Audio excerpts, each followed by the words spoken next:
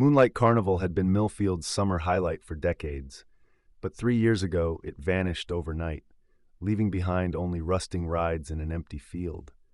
The town fenced it off, but locals whispered about strange lights flickering in the darkness and carnival music drifting across the fields on windless nights. Tyler Chen had always been drawn to abandoned places. Armed with a flashlight and bolt cutters, he slipped through the broken gates on a moonless October night. The rides stood like metal skeletons against the dark sky. Paint peeled from carousel horses, their faces grotesque in decay. The Ferris wheel loomed overhead, its cars swaying despite the still air. Tyler was photographing the scene when he heard mechanical grinding. He spun to see the carousel beginning to rotate, painted horses rising and falling in their eternal dance. No one had touched it. There was no power.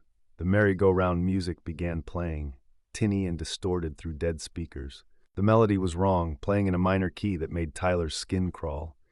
Then the Ferris wheel blazed to life, every bulb illuminated simultaneously. But what froze Tyler's blood were the passengers.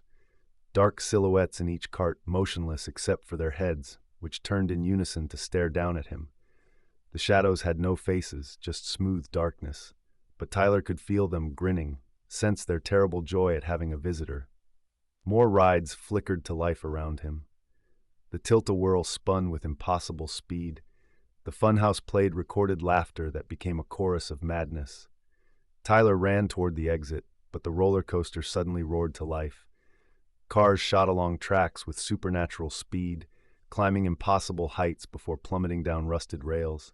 But the screams filling the air weren't from the speeding cars. They rose from beneath the ground, as if the earth itself was crying out. Dozens of voices wailing from somewhere deep underground. Tyler realized the carnival hadn't just vanished 3 years ago.